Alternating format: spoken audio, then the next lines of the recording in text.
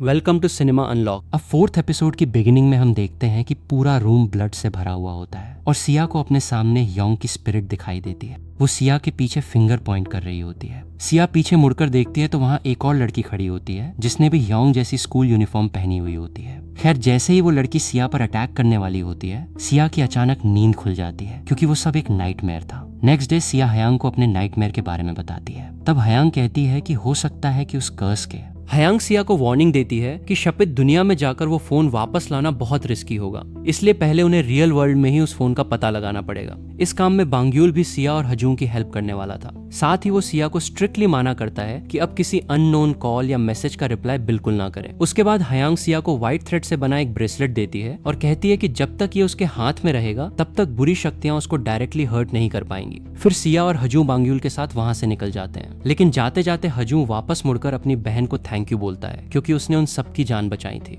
रास्ते में हजूं बांग्यूल से पूछता है कि क्या हयांग कभी घर से बाहर नहीं निकल सकती। इस पर बांग्यूल बताता है कि अगर हयांग ज्यादा देर तक बाहर रही तो उसकी बॉडी उस पावर को हैंडल नहीं कर पाएगी। हालांकि वो इसका कोई सोल्यूशन ढूंढने की कोशिश कर रहा था। दूसरी तरफ गुनवू हॉस्पिटल से चुपके से निकालकर सीधा सिया के अपार्टमेंट पहुंच जाता है, लेकिन अंदर जाकर वो देखता है कि नारी पहले से ही वहां मौजूद थी। गुनवू उसे देखकर काफी सरप्राइज हो जाता है। गुनवू जल्दी से नारी को अपार्टमेंट के अंदर ले आता है क्योंकि उनकी नेबर अपने घर से बाहर निकाल रही थी। दूसरी तरफ हजूं, सिया और बांग्यूल अब हजूं के घर पहुंच चुके थे। वहां हजूं योंगवुक के लैपटॉप की हिस्ट्री चेक करने लगता है ताकि पता चल सके कि आखिर उससे गिरिगो ऐप मिला कहां से था। तब उन्हें पता चलता है कि योंगवुक डिस्कॉर्ड पर काफी एक्टिव रहता था, इसी वजह से वो उसका डिस्कॉर्ड अकाउंट ओपन करके चेक करने लगते हैं। तभी अचानक उनके पास मिन्सू नाम के लड़के की ऑडियो कॉल आ जाती है। हजू तुरंत माइक ऑफ करके योंगवुक की एक्टिंग करते हुए उससे बात करता है। मिन्सू काफी डरा हुआ लग रहा था क्योंकि उसने योंगवुक के मरने की रूमर सुन ली थी। फिर सिया और हजू उससे मिलने के लिए बोलते हैं। इस पर मिन्सू कहता है कि वो हमेशा वाली जगह पर मिल सकता है, लेकिन प्रॉब्लम ये थी कि उन तीनों को बिल्कुल नहीं पता था कि योंगवुक और मिन्सू आखिर मिलते कहाँ थे।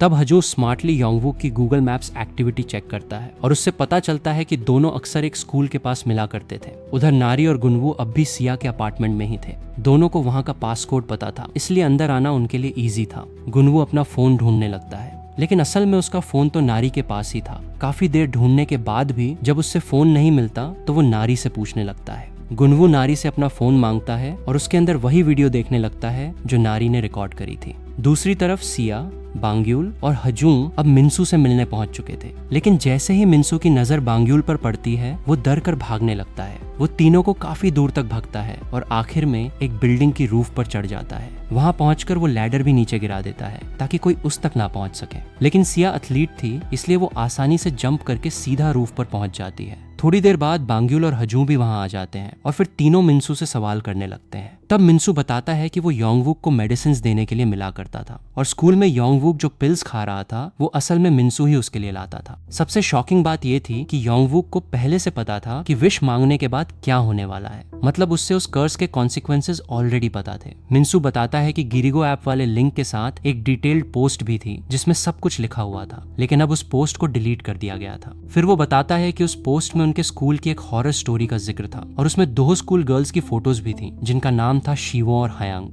सिया जब मिन्सू को बताती है कि योंगवुक अब मार चुका है तो ये सुनकर वो काफी इमोशनल हो जाता है। उसके बाद वो तीनों मिन्सू को कार में बिठाकर साथ ले जाते हैं। उधर हजून लैपटॉप में डिलीटेड पोस्ट को रिकवर करने की कोशिश करता है और फाइनली उससे वो पोस्ट मिल भी जाती है। उस फोटो में 2 स्कूल गर्ल्स थीं और उनकी यूनिफॉर्म बिल्कुल सिया और हजून के स्कूल जैसी थी। मिन्सू बताता है कि लेफ्ट साइड वाली लड़की शिवोन थी और राइट साइड वाली हयांग जो एक शमान की बेटी थी। इसके बाद बांग्यूल मिन्सू से उस शमान के घर का एड्रेस पूछता है, लेकिन मिन्सू को एग्जैक्ट एड्रेस नहीं पता था, उससे सिर्फ एरिया के बारे में ही मालूम था। बांग्यूल ये सारी बातें हयांग को बताता है और सिया भी उससे कहती है कि उसने अपने नाइटमेयर में 2 लड़कियों को देखा था, लेकिन उनका फेस क्लियरली नहीं देख पाई। आपको याद होगा वही नाइटमेयर जिसमें 2 स्कूल गर्ल्स दिख रही थी। खैर, यहाँ एक और अजीब बात ये थी कि हयांग को शायद कुछ ऐसा पता था जो बहुत इंपॉर्टेंट हो सकता था। इसके बाद बांग्यूल, हजूं और सिया उस एरिया में पहुंच जाते हैं जहां हयांग रहती थी। बांग्यूल कार से अपना डिवाइन डैगर और एक डिवाइन कंपस निकालता है जो इविल स्पिरिट्स की प्रेजेंस को फील कर सकता था। फिर वो दोनों को पहले ही वार्निंग दे देता है कि अगर किसी घर की छत पर फ्लैग लगा दिखे तो उस घर के अंदर बिल्कुल मत जाना।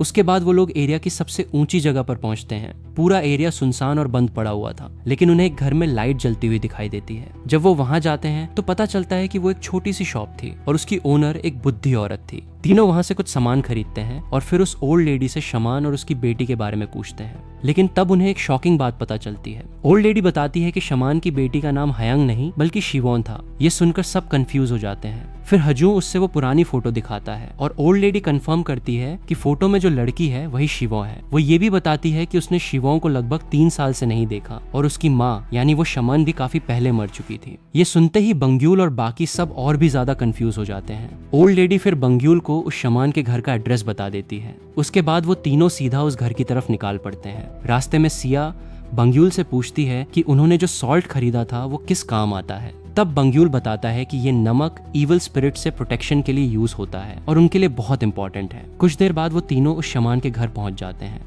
बंग्यूल को ये बात काफी अजीब लग रही थी क्योंकि अब तक ना उन्हें कोई शमान मिला था और ना ही कोई रिचुअल मास्टर। ऊपर से जो भी चीजें हो रही थी उनका कोई प्रॉपर सेंस नहीं बन रहा था। तभी अचानक बंग्यूल को अपने डिवाइन कंपस में मूवमेंट फील होती है। वो तुरंत सिया और हजून को घर के बाहर ही रोक देता है। पहले वो अपने डैगर से उन दोनों के अराउंड एक प्रोटेक्शन सर्कल बनाता है और फिर उसके बाहर सॉल्ट का एक और सर्कल बना देता है। उसके बाद वो दोनों को वार्निंग देता है कि चाहे कुछ भी हो जाए वो सर्कल के बाहर बिल्कुल नहीं निकलेंगे। इतना बोलकर बंग्यूल अकेला ही उस घर के अंदर चला जाता है। अंदर जाते ही उससे माहौल बहुत ही अजीब और अनकंफर्टेबल लगने लगता है। हालांकि उसका कंपास अभी रिएक्ट नहीं कर रहा था, इसलिए वो धीरे धीरे पूरे घर को एक्सप्लोर करने लगता है। उधर बाहर हजूम मजाक में सिया के फोरहेड पर बैठे मच्छर को मारने के लिए उसके माथे पर हाथ मार देता है, लेकिन इसी चक्कर में सिया प्रोटेक्शन सर्कल के बाहर चली जाती है। जैसे ही वो सर्कल से बाहर निकलती है उससे उन 2 स्कूल गर्ल्स में से एक की स्पिरिट दिखने लगती है। हालांकि वो स्पिरिट सिर्फ सिया को ही दिख रही थी। इसी बीच घर के अंदर बांग्यूल को एक वॉल के पीछे हिडन दूर मिलता है जो वॉलपेपर से कवर किया गया था। जब वो सीक्रेट दूर को खोलता है तो अंदर का सीन देखकर शॉक हो जाता है। रूम के अंदर काफी डरावनी चीजें थीं और वहाँ किसी तरह का वूडू रिचुअल परफॉर्म किया गया था। साथ ही वहाँ एक अजीब सा माहौल था जो क्लियरली बताता था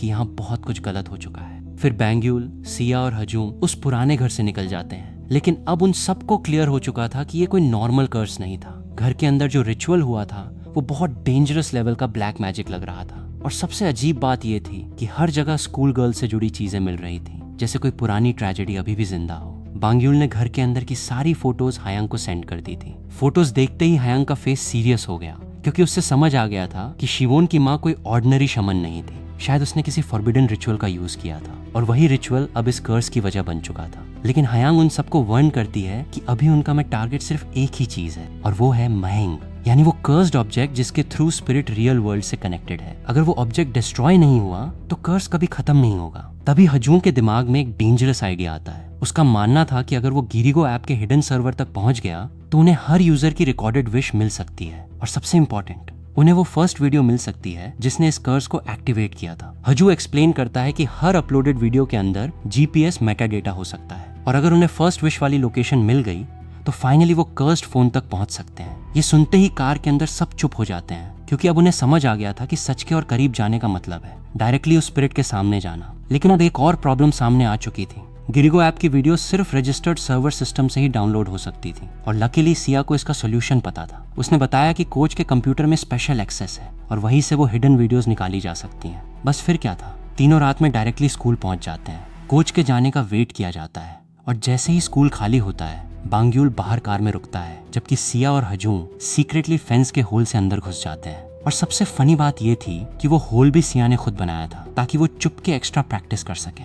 इसीलिए वो इतनी डेंजरस लेवल एथलीट थी। अंदर जाकर उन्हें प्रैक्टिस रूम तक पहुंचना सरप्राइजिंगली इजी लगता है क्योंकि कोच हर पासवर्ड 1234 इंच ही रखती थी। दूर का पिन भी सेम, कंप्यूटर का पासवर्ड भी सेम। फिर फाइनली हजूम गिरिगो सर्वर एक्सेस कर लेता है और स्क्रीन पर एक के बाद एक लोगों की क्रीपी विश वीडियो सामने आने लगती हैं। लेकिन तभी उन्हें एक ऐसी रिकॉर्डिंग मिलती है जिसे देखकर सब शॉक हो जाते हैं। वो वीडियो नारी की थी। उस रिकॉर्डिंग में नारी विश मांग रही थी कि 2 लोग मर जाएं और सबसे स्केरी बात, उनमें से एक नाम योंगवुक का था। मतलब योंगवुक की डेथ सिर्फ कोइंसिडेंस नहीं थी, किसी ने उसकी डेथ की विश मांगी थी और ये विश नारी ने उस रात मांगी थी जब वो फेक आईडी यूज करके क्लब गई थी। उस वक्त वो हेविली ड्रंक भी थी, इसलिए शायद उसने बिना कॉन्सिक्वेंसेस सोचे ये सब कर दिया। लेकिन अब सबके दिमाग में एक ही सवाल चल रहा, THA. अगर नारी की विश सच में पूरी हुई THI.2 फिर नारी खुद अभी तक जिंदा कैसे है? और इसी डेंजरस मिस्ट्री के साथ 4th एपिसोड एंड हो जाता है। तुम्हें सबसे बेस्ट पार्ट कौन सा लगा? कमेंट में बताओ। देखते हैं कितने लोग सेम चॉइस रखते हैं।